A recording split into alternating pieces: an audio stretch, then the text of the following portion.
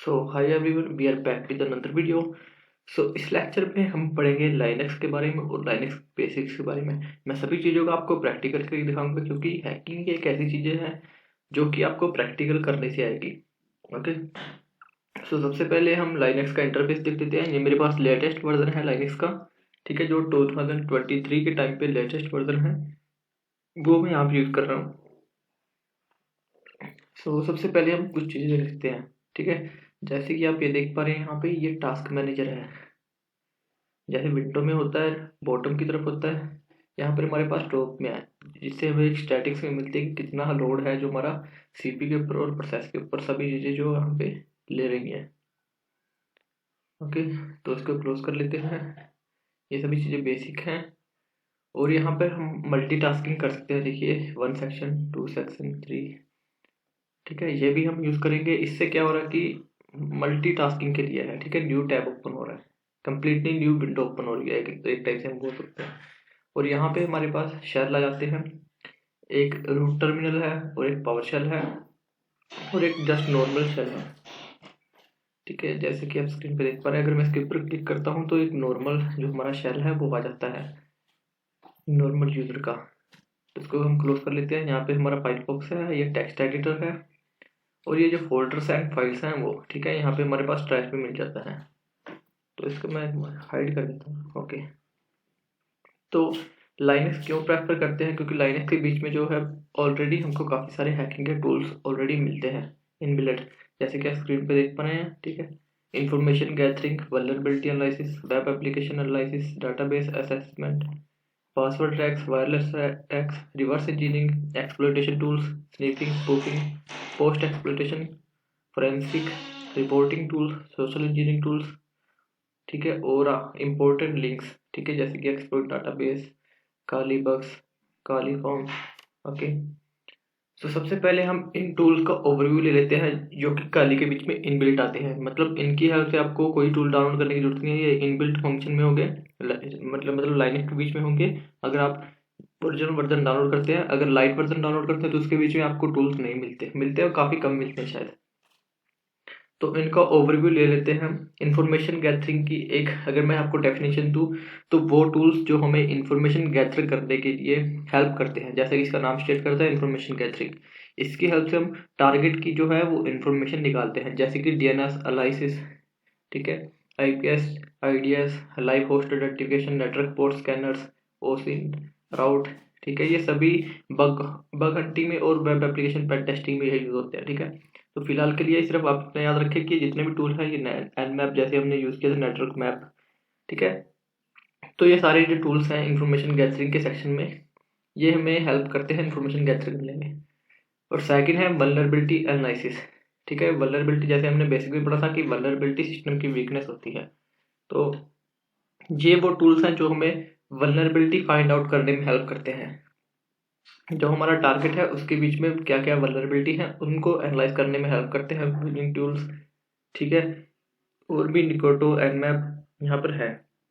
Web application analysis, ठीक है, ये वो टूल्स हैं जो हमें वेब एप्लीकेशन की जो सिक्योरिटी है, जो भी उसके फ्रेमवर्क फंक्शंस हैं, उनको आइडेंटिफिकेशन करने में हेल्प करता है, जैसे कि CMS and framework identification, web application proxies, web crawlers, web vulnerability scanner. ये वेब एप्लीकेशन के लिए स्पेशल है, ठीक है।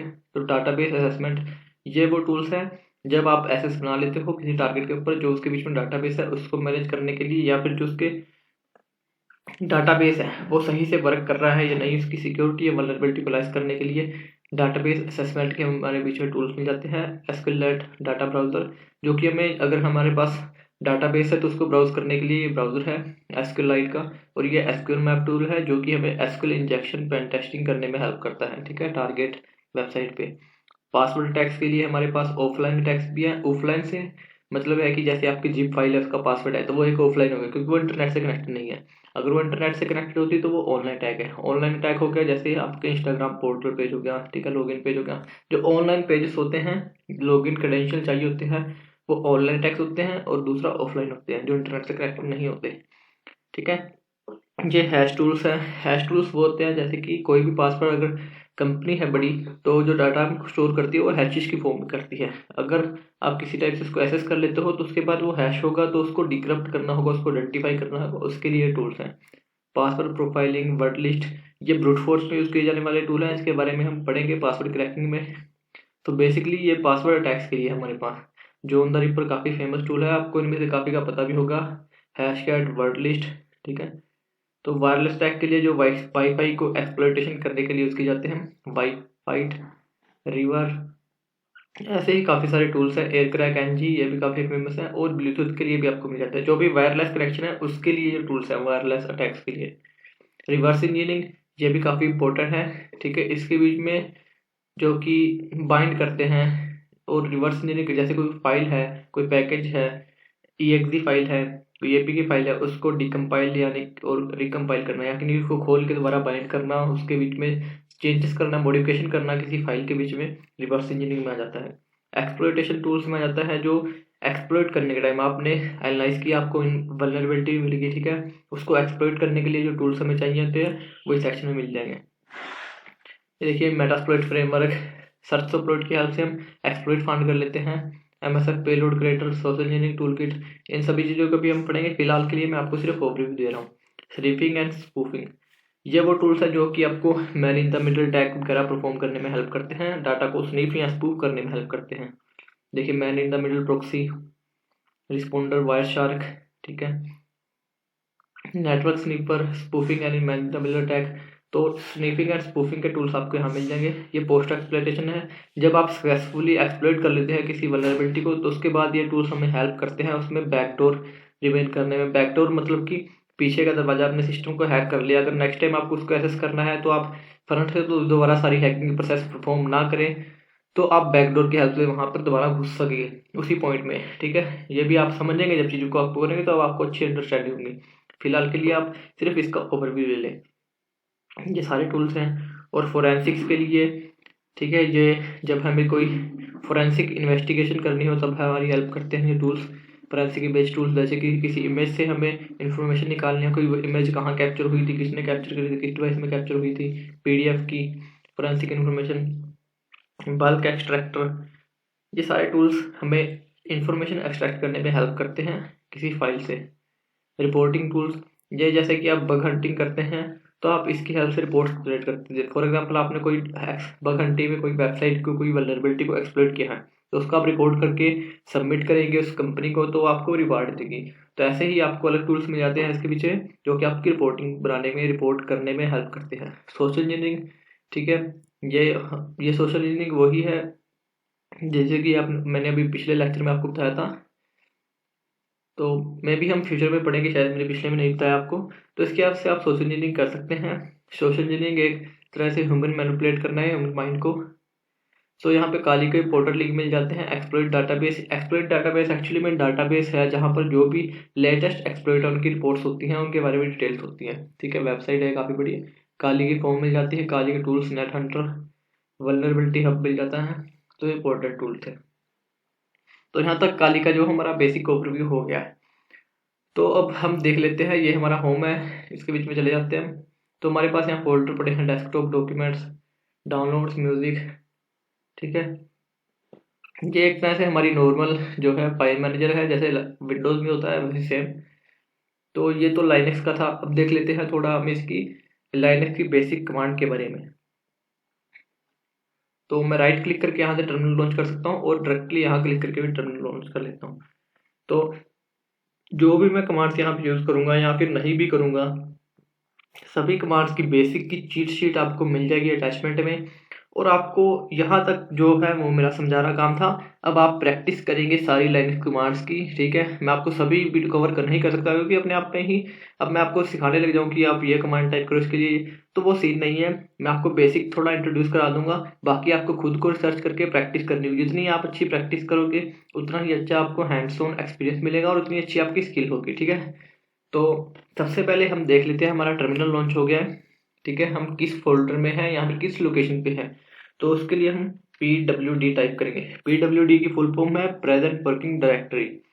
सो एंटर प्रेस करते ही देखिए हम होम और काली पे है इस टाइम, ठीक है। हम इस टाइम होम फोल्डर में हैं, ये देखिए होम काली में है इस टाइम, होम के अंदर। तो देखिए अभी मैंने यहाँ पर CLI में ओपन कर रखा है इस लोकेशन को, और यहाँ में हमारे पास GUI में है। तो उसके बीच में हमारे पास ये फोल्डर्स हैं। तो हम देखेंगे कि जो हम प्रेजेंट लोकेशन पर है वहाँ क्या क्या फाइल्स और फोल्डर्स अवेलेबल हैं। तो उसके लिए हम ls टाइप करेंगे। ls की फुल फॉर्म है लिस्ट। तो एंटर प्रेस करता हूँ मैं। ये देखिए लिस्ट शो कर दी इसने। जैसे कि हम ग्राफिकल में देखा था, डेस्कटॉप डॉक्यूमेंट डाउनलोड्स वगैरह फोल्डर पड़े थे, यहाँ पे भी सेम पड़े हैं। तो ये CLI है उस चीज़ का ही, ग्राफिकल का। तो इसलिए हम इसको यूज़ करते हैं, जैसे कि इसके बारे में हम ऑलरेडी पढ़ चुके हैं प्रीवियस लेक्चर में। तो अभी क्लियर टाइप कर लेता हूँ मैं। क्लियर किसके लिए? तो जैसे हमारे टर्मिनल पे काफ़ी सारे टेक्स्ट आ जाता है, तो उसको क्लियर करने के लिए हम क्लियर प्रेस करते हैं, तो वो क्लियर हो जाता है। बाकी जो कंडीशन है वो सेम रहती है, सिर्फ हमारा टर्मिनल जो इंटरफेस है वो क्लियर हो जाता है। तो हम देख लेते हैं कि हम हैं कौन इस टाइप पे, ठीक है। जैसे यूज़र होता है, यूज़र का भी कोई नाम होता है, एक सुपर यूज़र होता है, जैसे विंडोज़ में एडमिनिस्ट्रेटर होता है। तो वो एम आई टाइप किया मैंने। तो इस टाइम मैं काली यूज़र हूँ, ठीक है। जो मेरा यूज़र नेम है वो काली है। जो वर्चुअल बॉक्स की इनबिल्ट फाइल में जो आता है बाय डिफ़ॉल्ट वो रख रखा है, इसको हम चेंज भी कर सकते हैं। तो इस टाइम मैं काली हूँ। अगर मैं रूट यूज़र होता तो यहाँ पे रूट टाइप किया जाता। तो इसको क्लियर कर लेते हैं। तो मैं देख लेते हैं कि ये तो हमारी बेसिक कमांड थी फोल्डर के बीच में नेविगेट करना। आप देख लेते हैं। फॉर एग्जांपल अभी हम किस लोकेशन पे थे, ठीक है, हम काली के बीच में थे जहाँ ये फाइल्स और फोल्डर्स पड़े हैं। फॉर एग्जांपल हमें डाउनलोड्स के बीच की कोई फाइल एक्सेस करनी है, तो हम टाइप करेंगे CD और डाउनलोड्स। आपको एक चीज़ नोट करनी है हमेशा थेराई में, जब भी आप वर्क करते हैं, इसमें जो टेक्स्ट होता है या फिर नेम होता है वो केस सेंसिटिव होता है। जैसे कि डाउनलोड्स लिखा है यहाँ पर, तो आपको एज इट इज डाउनलोड लिखना होगा। डाउनलोड का D कैपिटल में, बाकी छोटे। तो अगर आप गलत मिस्टेक टाइप करते हो उसमें, तो आपको नो फाइल और डायरेक्टली शो करेगा। केस सेंसिटिव होता है इसके बीच में, ठीक है। और दूसरी चीज़, अगर हमारे इसके बीच में स्पेस होता है टेक्स्ट के बीच में, जैसे डाउन और स्पेस लोड्स होता है, तो हमें इसके साइड में कोट्स लगाने पड़ते हैं ब्लैक स्पेस के लिए। तो हमेशा जब भी आप फोल्डर या फाइल क्रिएट करें तो उसके बीच में स्पेस मत दें। तो CD डाउनलोड्स मैंने टाइप किया और एंटर प्रेस किया। अभी हम डाउनलोड फोल्डर में हैं। ये देखिए डाउनलोड्स यहाँ पे स्लैश आ गया। जो हमारा ये साइन है वो होम के लिए शो करता है, और उसके बाद का जो हमारा पाथ होता है। तो PWD कर लेते हैं। देखिए हम काली डाउनलोड्स में आ गए हैं, और देखते हैं अभी हमारे डाउनलोड फोल्डर के बीच में हमारे पास क्या क्या फाइल्स हैं। तो ls टाइप करता हूँ। ये देखिए मेरे पास यहाँ VPN की फाइल पड़ी है, और डाटाबेस पड़ा है, ठीक है। तो क्लियर कर लेता हूँ मैं इसको। तो अब फॉर एग्जांपल हमें ये ओपन करनी है फाइल, ठीक है। अभी ये OVPN एक्सटेंशन की फाइल है। अगर कोई टेक्स्ट फाइल होती, तो जैसे हमारे पास विंडोज में नोटपैड होता है, ऐसे ही लाइनक्स में हमारे पास नैनो होती है जो इनबिल्ट होती है। आप काफ़ी सारी और अदर टेक्स्ट एडिटर भी डाउनलोड कर सकते हैं, लेकिन जो इनबिल्ट आती है वो नैनो होती है। नैनो एक तरह से टेक्स्ट एडिटर है। तो मैं यहाँ पे टाइप करूँ अगर नैनो, और इसका नाम टाइप कर दूँ कॉपी पेस्ट करके एज इट इज़। Ctrl+Shift+V की हेल्प से आप पेस्ट कर सकते हैं टर्मिनल पर टेक्स्ट को। और टाइप करूँ मैं, ये देखिए हमारे पास जो भी टेक्स्ट की फॉर्म में इसके बीच में जो सर्टिफिकेट्स वगैरह था डाटा था वो हमें शो हो गया है, ठीक है। और यहाँ पे हमारे पास शॉर्टकट दिए गए हैं, ठीक है। अब मेरे को क्लोज करना है इसको, तो Ctrl+X टाइप करूँगा मैं, तो क्लोज हो जाएगी। सो ये हमारी नैनो थी। अगर मेरे को कोई न्यू टेक्स्ट फाइल क्रिएट करनी है, सबसे पहले मैं डेस्कटॉप पे आ जाता हूँ।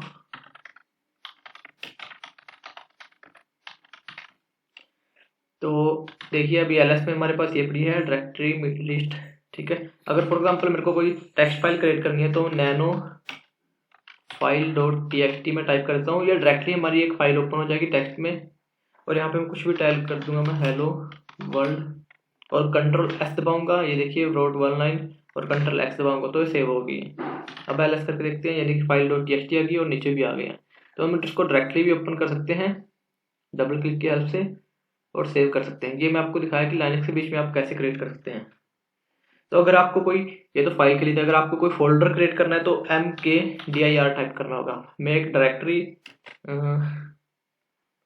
फाइल्स ले लेता हूँ, इसका नाम भी मैं, और टाइप करूंगा। ये देखिए हमारा फोल्डर जो है वो ओपन हो गया है, यानी कि क्रिएट हो गया। इसके बीच में नेविगेट करने के लिए हमको इसका नाइप टाइप करना होगा। तो इसके बीच में हम आ गए हैं, ये एम्प्टी है अभी, तो क्लिक, ठीक है, ये एम्प्टी शो कर रहा है हमको।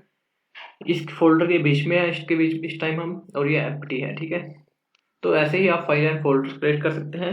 चीट शीट में आपको और भी सारी हेल्पिंग कमांड्स मिल जाएंगी। ठीक है। तो डेस्कटॉप पे आते हैं वापस हम।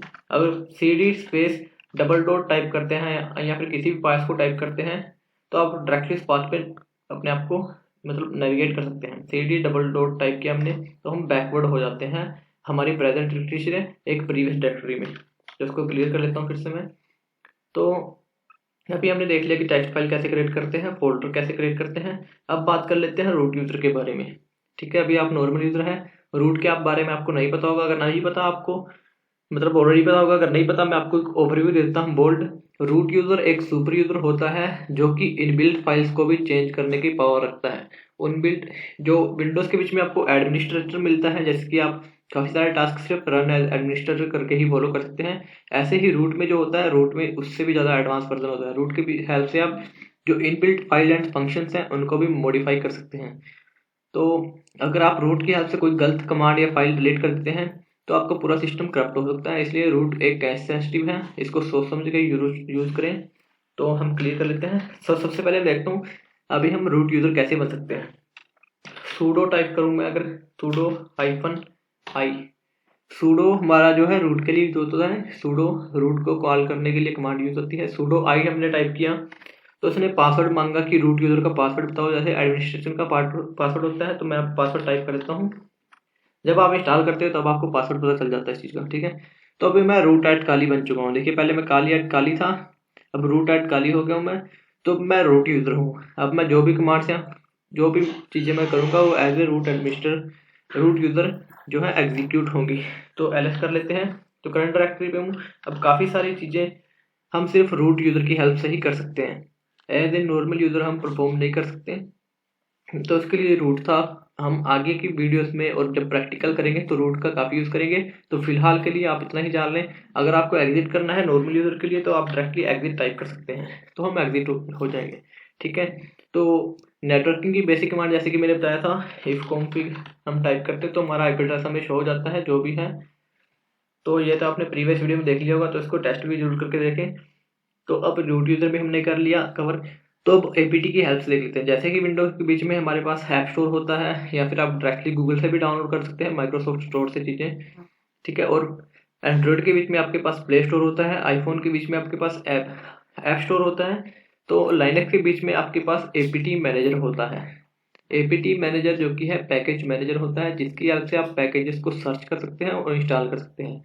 ठीक है, तो जैसे विंडोज़ के बीच में एग्जैक्ट फाइल की हेल्प से हम चीज़ें या सॉफ्टवेयर यूज़ करते हैं ग्राफिकली, विंडो एंड्रॉयड के बीच में एपीकेज होती हैं। तो लाइनक्स के बीच में जो है वो एपीटी की हेल्प से हम पैकेजेस को यूज़ करते हैं, उसके बीच में पैकेजेस होते हैं। तो देख लेते हैं एपीटी टाइप करके। तो यहाँ पे हमें एपीटी की जो है एक यूसेज गाइड मिल जाता है। यहाँ पे एपीटी ऑप्शन और कमांड, एपीटी से कमांड लाइन पैकेज मैनेजर। ठीक है, सो हम यहाँ से देख सकते हैं चीज़ों को। मेरे को ऑलरेडी कुछ पता है इसमें से, तो उसकी हेल्प लेंगे। ये देखिए मोस्ट यूज्ड कमांड्स यहाँ पे हमको शो हो रही है। List packages, search, shows, install, reinstall, remove, autoremove, update, upgrade, full upgrade, edit sources, satisfy, ये सभी चीज़ें। तो उसको मैं क्लियर कर लेता हूँ। अब एपीटी की हेल्प से हम देख लेते हैं कोई पैकेज कैसे इंस्टॉल कर सकते हैं। तो सबसे पहले फॉर एग्जांपल अभी मेरे पास इसमें क्रोम इंस्टॉल नहीं है, तो मेरे को अगर क्रोम इंस्टॉल करना है तो पहले इसको सर्च करना होगा।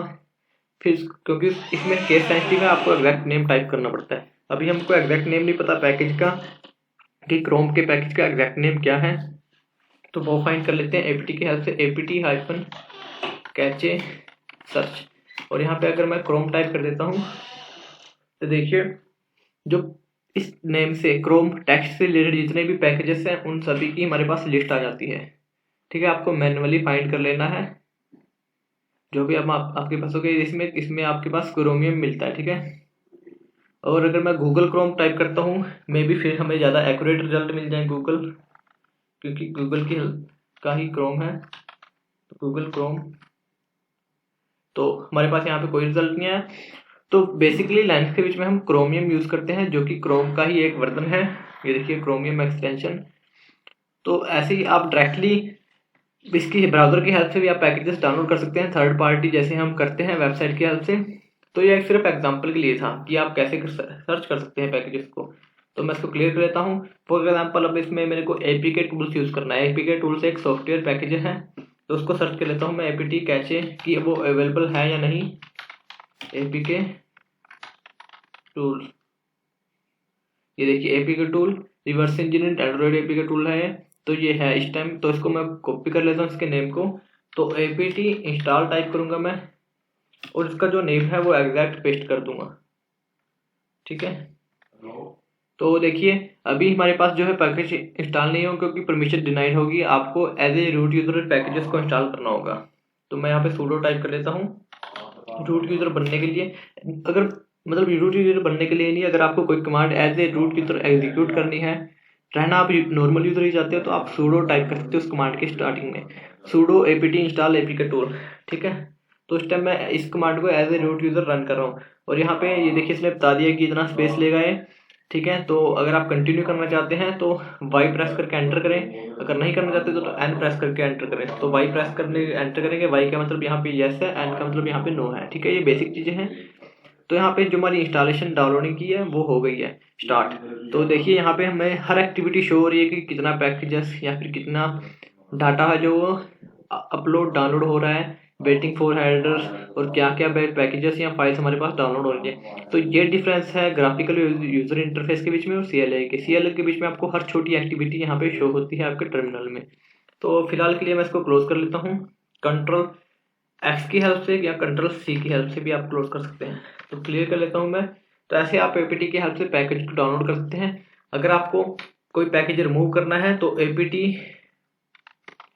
ऑटो रिमूव टाइप करके पैकेज का नाम टाइप करते हैं आप और एंटर प्रेस करते हैं। ठीक है, मे बी आपको ये भी सुपर यूजर रन करने पड़े एज ए, तो इसकी हेल्प से आप किसी भी पैकेज को रिमूव कर सकते हैं। पर आपको पैकेज का नाम पता होना चाहिए एग्जैक्ट की क्या नाम है। ठीक है, इसमें नॉर्मल नाम नहीं होता, इसमें फुल एक पैकेज नेम होता है, क्योंकि ये केस सेंसिटिव है। तो ये हमारा APT पैकेज मैनेजर था। सो मिलते हैं नेक्स्ट लेक्चर में। आई होप कि आपको अंडरस्टैंडिंग आ गई होगी बेसिक चीज़ों की। आप इसके बारे में हमारी चीट शीट में और पढ़ सकते हैं और गूगल एक्सप्लोर कर सकते हैं। सो आपको प्रैक्टिस करनी होगी लाइन्स की, जितनी हो सके उतनी आपको कमांड्स को रिमेंबर करना होगा और उनका रीज़न पता करना होगा। जस्ट नॉर्मल कॉपी पेस्ट करने से आप लाइन्स को नहीं सीख सकते, आपको मैनुअली कमांड्स को रन करके देखना होगा कि कैसे क्या वर्क कर रहा है। तो मिलते हैं नेक्स्ट वीडियो में।